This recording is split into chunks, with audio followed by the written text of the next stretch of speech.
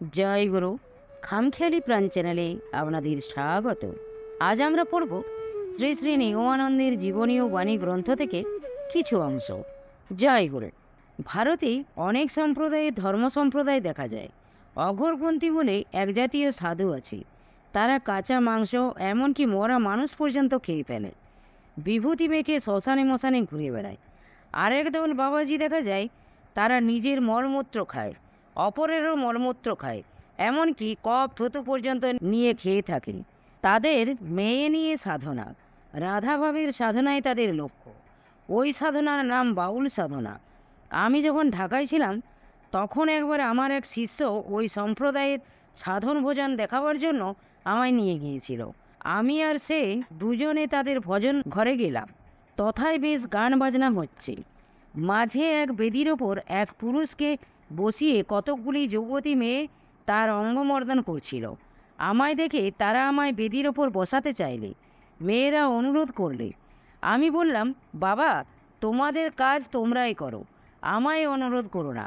আমি সম্মত হলাম না দেখে তারা নিজেদের মধ্যে বলাবলি করতে লাগলো। এসব লোককে এখানে আনে কেন? এরা সব নিম্ন শ্রেণীর, প্রবর্তক গোছের। তাই এই উচ্চভাব জানেও না, বোঝেও না। প্রকৃত ধর্মতত্ত্ব বুঝবার জন্য পরিব্রাজক অবস্থায় কত শ্রেণীর লোকের সঙ্গে যে মিশেছি, কতই যে এরূপভাবে ঘুরে ফিরে দেখেছি, তার ইয়ত্তা নাই। কোনো ধর্মই আমায় ভুলাতে পারে নাই। আমি যোগীগুরুতে লিখেছি, সাবিত্রী পাহাড়ের পূজ্যপাদ পরমহংসদেব পূর্বে কিঞ্চিত পাকা করিয়া দিয়াছিলেন। তাই এই সব ফক্করের ফাঁকা কথায় মন বাঁকা হইল না। এই সমস্ত কথাবার্তা বলতে বলতে বেলা হয়ে গেল। ঠাকুর স্নানে গেলেন। আজ রাত্রে ঠাকুর দরবার ঘরের বারান্দায় বসে কথাবার্তা আরম্ভ করেছেন। কথা প্রসঙ্গে প্রজ্ঞানন্দ মহারাজ বললেন, ঠাকুর, মানুষের মন বুঝা বড় দায়। ঠাকুর বললেন, হ্যাঁ, এটা ঠিক। জগতের লোকচরিত্র বোঝা বড় কঠিন। ছেলেবেলা হতে শুরু করেছি, এ পর্যন্ত কিছু বুঝছি না।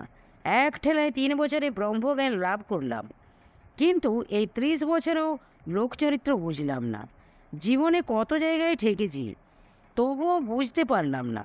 আমি যখন ধর্মপিপাসু হয়ে সদ্গুরুর খোঁজ করছিলাম, তখন একদিন ঘুরতে ঘুরতে এক বাবাজির কাছে গিয়ে পৌঁছি। শুনলাম তিনি নাকি কিছুই খান না, অথচ তার শরীর হৃষ্টপুষ্ট দেখে আমি আশ্চর্য হলাম। তার চেলাদের সঙ্গে মিশে তার ভাব বুঝতে চেষ্টা করলাম। বাবাজি আমায় দেখে বললে, বাচ্চা, তুমি কাহা যাওগে? আমি বললাম, मैं गुरु ढूंढने के लिए घूम रहा हूँ। यहाँ पर आपको अच्छे साधु समझकर आपके पास आया हूँ। এই কথা শুনে বাবাজি বললে, আচ্ছা বাচ্চা, तुम्हारी जब तक खुशी ইহা ঠেহের যাও। আমি রইলাম। দিনে খুব লক্ষ্য করে দেখলাম কিছু খায় না। আচ্ছা, রাত্রিতে খাই কি না তলিয়ে দেখতে হবে, এই মনে করে লক্ষ্য রাখতাম। শেষে বেটা ধরা পড়ল। একদিন রাত্রিতে ঘুমিয়ে আছি। রাত্রি 2:30টার সময় হঠাৎ ঘুম ভেঙে গেল। বাসের বেড়ার আড়াল দিয়ে দেখি তার চেলারা ভালো মিষ্টান্ন আর অন্যান্য খাবার জিনিস সুখাদ্য গোছের এক থালা পূর্ণ করে এনে দিল। বেটা গোপাগপ করে কয়েক গ্রাসেই তা খেয়ে ফেললে। দেখে তো তখনই আমার মনে ঘৃণা হলো। পরদিন সকালে তাকে কিছু বলবো না মনে করে সে স্থান ছেড়ে যাবার উপক্রম করছি। এমন সময় বাবাজি আমায় দেখে বললে, क्या 2 रोज में ही तुम्हारी साधुगिरी छूट गई? শুনে আমার খুব রাগ হলো। তখন আমার পূর্ণ যৌবন, কারো টিটকারি গায়ে সয় না। খুব গালাগালি দিলাম।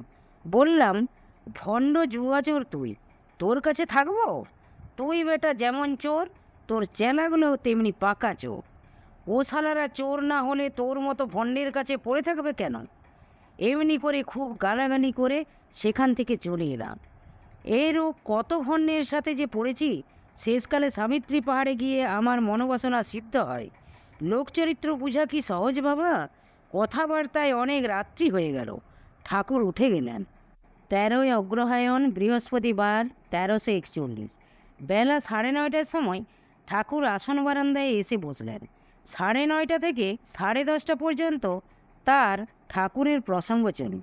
এমন সময় ভুবনদা এসে বললেন, ঠাকুর, তেল মাখাবো? বেলা 10:30 হলো। ঠাকুর বললেন, 2-3 ঘন্টা ধরে তোমাদের কেবল তেল মাখাতেই যায়। আমি যখন হালি শহরে থাকতাম তখন বারাকপুরে এক বাবাজিকে দেখতে যায়। তার অনেক বৈষ্ণবী, বৈষ্ণবীদের মধ্যে অনেক বৃদ্ধা ও যুবতী আছে। একদল ভিক্ষা করে আনে, আর কেউ বা তার সেবা করে তেল মাখায়। আমি গিয়ে দেখলাম কয়েকজন যুবতী মেয়ে 2-3 ঘন্টা ধরে ওই বাবাজিকে তেল মাখাচ্ছে।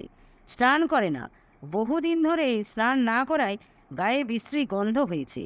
আমি প্রণাম করে কাছে না গিয়ে দূরে বসে দেখতে লাগলাম।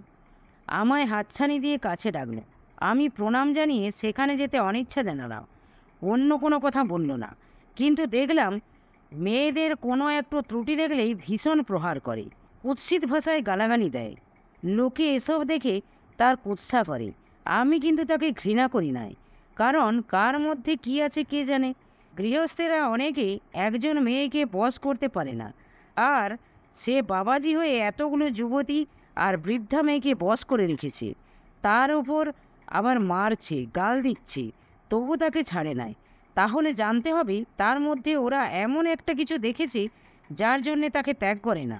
মেয়েকে যে বশীভূত করতে পারে সেই প্রকৃত পুরুষ, তার মাঝে প্রকৃত পুরুষত্ব আছে। আজকাল দেখছি মেয়েরাই পুরুষকে বশীভূত করে রেখেছে, তাই জগৎ অধঃপতনের দিকে যাচ্ছে।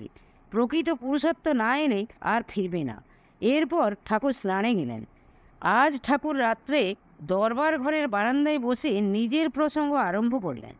প্রথম জীবন থেকে আরম্ভ করে নির্বিকল্প সমাধি লাভ পর্যন্ত সব কথা অনর্গল বলে চললেন। আমরা মন্ত্রমুগ্ধের মতো সব শুনে গেলাম। এমন সময় শুদ্ধানন্দ মহারাজ জিজ্ঞাসা করলেন, আচ্ছা ঠাকুর, এই যে আপনার নির্বিকল্প সমাধি হলো, ওর সাধন কীরূপ? ঠাকুর বললেন, কেন, আমার জ্ঞানীগুরুতে যে লেখা আছে পড়ো নাই? অনন্তরূপের প্রমাণ ও প্রতীতি প্রবন্ধেই আমি তার আভাস দিয়েছি। আচ্ছা, আমি বলছি, তোমরা নির্বিকল্প সমাধির সাধন পন্থা এই রূপ জেনে রাখবে। প্রথমেই কল্পনা দ্বারা ভাববে যে এই শরীরটা আমি। তারপর ভাববে মঠের বাগান, পুকুর, বৃক্ষলতা সমন্বিত যাবতীয় মঠটাই আমি। আমিত্বটা এতে একটু ছড়িয়ে গেল। তারপর ভাববে এই জোরহাটটাই আমি। তারপর শিবসাগর জেলা, তারপর সমস্ত আসাম দেশটাই আমি। এই রূপে আমিত্বের প্রসার হয়ে গেল। আরও প্রসার করবে। ক্রমে ভাববে গোটা ভারতবর্ষটাই আমি। এই ভাববার আবার একটা ধারা আছে, তার দ্বারা যেটা ভাববে তার সমস্তটা প্রত্যক্ষ দেখতে পাবে। যেমন ভারতবর্ষ ভাবলে অমনি ভারতবর্ষের নদ নদী, পাহাড় পর্বত, দেশ নগর সবই চোখের সম্মুখে ভাসতে লাগলো। এই সময় অনন্ত জিজ্ঞেস করলে, ঠাকুর, এসব কি প্রত্যক্ষ করা যায়? ঠাকুর বললেন, হ্যাঁ, প্রত্যক্ষ নয় তো কি? প্রত্যক্ষ না করলে শুধু কল্পনাই কি হবে? ও কল্পনার অর্থ সে গল্পের কল্পনা নয়। চক্ষু দিয়ে প্রত্যক্ষ করা। চক্ষুর বহির্দৃষ্টি দিয়ে সে কল্পনা দেখা যায় না, অন্তর্দৃষ্টি দরকার। কারণ এ চোখে পিছনের বা দূরের কিছুই দেখা যায় না, কিন্তু সে চোখে পিছনের, সম্মুখে, দূরের, কাছের সব জায়গায় সব জিনিসপত্র দেখা যায়। একেই পাতঞ্জল যোগ দর্শনে প্রজ্ঞাদৃষ্টি বা প্রজ্ঞালোক বলে। আরও একটা বিশেষত্ব আছে যে চোখ বুঝলেও এ দৃষ্টিতে সবই ভালোভাবে প্রত্যক্ষ করা যায়। এসব হওয়া খুব কঠিন আর বহুদিন সাধনার দরকার। তবে আগে আমি যোগে আত্মসাক্ষাৎকার করে নিয়েছিলাম, তাই আমার তাড়াতাড়ি এসব হয়ে গেছে। এজন্য বেশি কিছু করতে হয় নাই। তা না হলে ওই কল্পনা প্রত্যক্ষ করতেই কতদিন চলে যেত। এরূপে যখন বিশ্বময় আমিত্বের প্রসার হয়ে যাবে, তখন তোমার ইষ্টদেবকে অন্তরে বাইরে সর্বত্র দেখবে। তখন ইষ্টদেবের বিশ্বময় মূর্তি ধ্যানে মন লয় হয়ে যাবে। এই হয়ে গেল। তারপর উঠবার সময় যে রূপ উঠলে, নামবার সময় সেই রূপ ভেবে ভেবে নেমে আসবে। এই রূপই করবে। আরও অনেক কথা হলো। তারপর ঠাকুর উঠে গেলেন। জয় গুরু, জয় গুরু। আজ এই পর্যন্তই। যদি আপনাদের ভালো লেগে থাকে তাহলে চ্যানেলটিকে সাবস্ক্রাইব করে সাথে থাকবেন। জয় গুরু, জয় গুরু।